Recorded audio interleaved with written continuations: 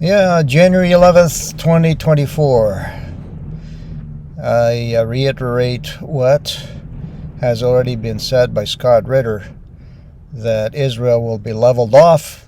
Hezbollah will come in a very serious fashion. Their missiles, their rockets are not these bottle rockets launched by the Hamas, and I'm being a little facetious here, but those are children's toys compared to the modern precision-guided missiles that Hezbollah has. Tel Aviv will be destroyed. The Kiryat, in the center of Tel Aviv, where the military headquarters is, will be flattened. The prime minister's residence will be flattened. Israel will be flattened. Its airfields flattened. That's the future of Israel, and there's nothing they can do to stop it. The Iron Dome doesn't work. 2024 will be the year when Israel is leveled. And I mean leveled.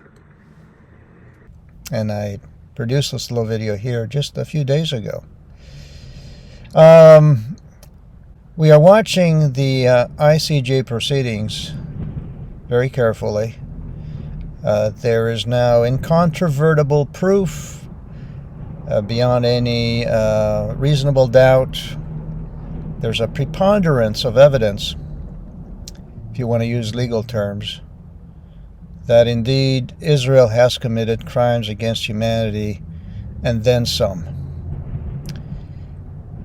We have to take into consideration that the backers of Israel have claimed there is no such proof, that it's all an illusion, a fantasy. We believe the submission against Israel to the International Court of Justice distracts the world from all of these important efforts. And moreover, the charge of genocide is meritless. Obviously, we have people that are dyed in the wool, true and blue Zionists who do not care about what happens to the Palestinians. To them, it's secondary.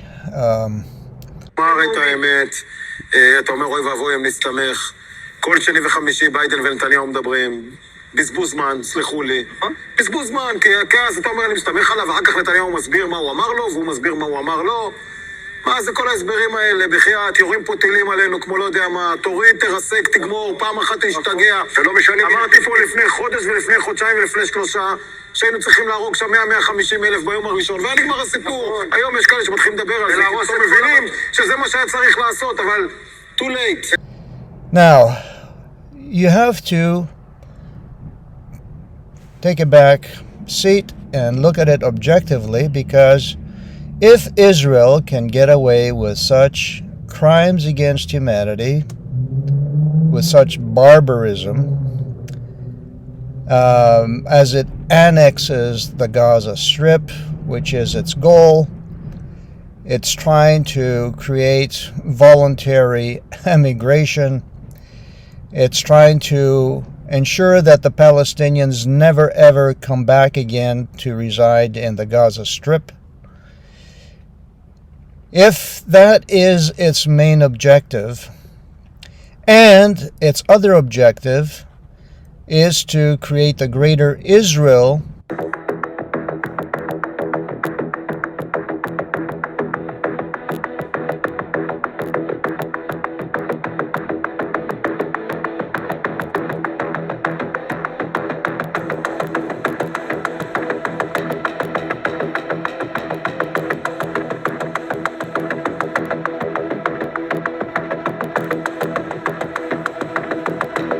how do you suppose it's going to go about taking those territories? Do you think it's going to be with a handshake? Not in your life. This is the tried, true, and tested method of colonialists. They will wreak havoc, destruction, so that the inhabitants of that region, colony, do not ever want to come back. And we have to also now stipulate by association that the United States is complicit in crimes against humanity. There is no denying it. It is an accomplice.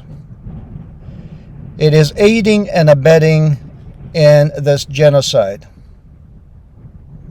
Openly. Without remorse. And it is trying to play the humanitarian card. The UN and other agencies and other organizations providing relief, we're sending in between 500 and 800 trucks a day. Right now, we're up to almost 60. We're trying to get to 100 this week.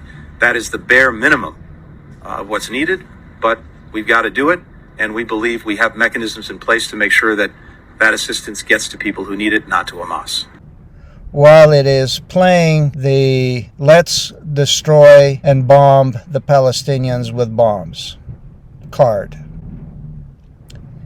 Okay, so you can't have it both ways.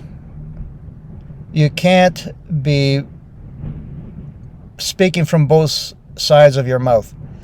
It's either one or the other. What are you? And there's many people that seem to have this notion that they do not know why Israel is doing what it's doing. And we're talking about major pundits and major Jewish figures. Here's an example. In your mind, having covered so many of these Israel-Gaza wars, what is the point? What is the purpose 3 months in of this, as you put it, very heavy death toll? What is the strategic point? I doubt very much if there is one. Are you telling me that you do not know why Israel is inflicting all this suffering on Palestinians? You don't know the tactical reason for that? Don't you get it? Don't you understand that Israel is about its mission of expelling the Palestinians out of Gaza and never having them come back again? Because, why? Because they fear coming back. They fear having the same repercussions heaped on them if they ever show up again. Don't you get it? Huh? So if you do not get it, you are part of the problem. You are part of the kabuki theater that we're seeing here being played out. We're going to be seeing more of this kabuki theater played out, obviously, as the United States, the UK, play this role of the ambivalent observer. They do not really know what Israel is up to. They're simply there to prop up Israel because, why? Well, because they have been bought and paid for. Which is what my role is, right? I'm not interested in the role, I'm interested in the legal advice you've received. Yes, well, the legal advice I've received is consistent with the fact that we have not changed our export. It's not about arms procedures. exports. It's about international humanitarian law being upheld when it comes to aid, when it comes to the way in which airstrikes have been prosecuted, everything else. We're one question on arms exports. We've moved from them in any realm, in any respect. So you've never had a piece of paper put in front of you by a Foreign Office lawyer that says that Israel is in breach of its international humanitarian commitments under international humanitarian law. Look, the reason for not answering this question, I can't recall every single bit of paper that's been put in front of me. Or blackmailed. Filed this 84-page lawsuit against Israel, accusing them of genocide. Israel says that this is blood libel. Does Washington agree? And where does this put Washington and Pretoria in We find this submission meritless, counterproductive, and completely without any basis in fact whatsoever. This is a very well-known strategy that's been used not only by this power, the Zionist power, but by other powers in the past. We're talking about the Ottoman Empire and other empires, okay? That's what they do. I'm of Greek heritage and I know a little bit about what the Turks did to my people. So, by implication, by association, ipso facto, the United States is complicit in crimes against humanity, and And the will of the people, if it is the will of the people that justice be rendered to criminals, the will of the people will see to it, through its prayers, that the United States of Israel comes to a screeching halt, to an end. As will the Zionists, of course.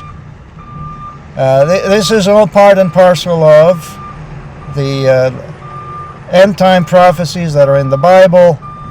Make yourself acquainted with some of them. I'm not here to preach or teach. You do your own research. But the end is near for both Israel, the Zionist Israel, not the Jews, mind you. The Jews, the Lord has them prepared for His second coming. They will find out who is really the Messiah when He shows up again on the Mount of Olives. But first, this mayhem and this barbaric war has to unfold. All right, and we have now all kinds of evidence that the synergy between North Korea and Russia and Iran and China and Lebanon and the Houthis and Hezbollah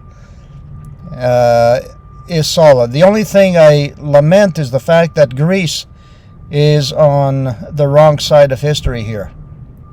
It has sided with the United States and the UK. Terrible mistake. Terrible mistake. You will pay for it dearly.